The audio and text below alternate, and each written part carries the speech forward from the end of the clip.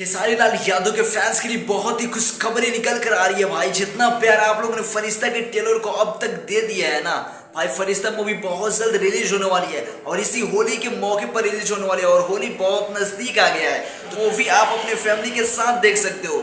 और लोग बात करते थे कि भोजपुरी मूवी अपने परिवार के साथ देखने मत जाओ क्योंकि उसमें अश्लील गाने होते हैं, अश्लील तरीके से मूवी बनाई जाती है। लेकिन फरिश्ता मूवी के लिए सिर्फ लोग बात करेंगे कि फरिश्ता मूवी सिर्फ अपने परिवार के साथ ही देखने जाओ क्योंकि ये फैमिली ड्रामा मूवी है। अगर अपने परिवार के साथ नहीं देखने जाओगे ना, आपको मजा नहीं आएगा।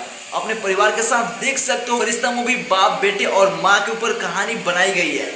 तो होली में शहजादा और सेल्फी का भी रिकॉर्ड तोड़ने वाले हैं खेसारी भाई कमाई के मामले में बॉक्स ऑफिस पर, क्योंकि शहजादा और सेल्फी आपको पता ही कि कितनी बुरे तरीके से फ्लॉप हुई है। और भाई फरिश्ता मूवी भोजपुरी की अब तक की सबसे बड़ी मूवी भाई, ब्लॉकबस्टर हिट होगी। शहजादा और सेल्फी का भी भाई एक दिन में उसका खेल खत्म कर देगा, एक दिन में खेल खत्म कर देगा कमाई के मामले में।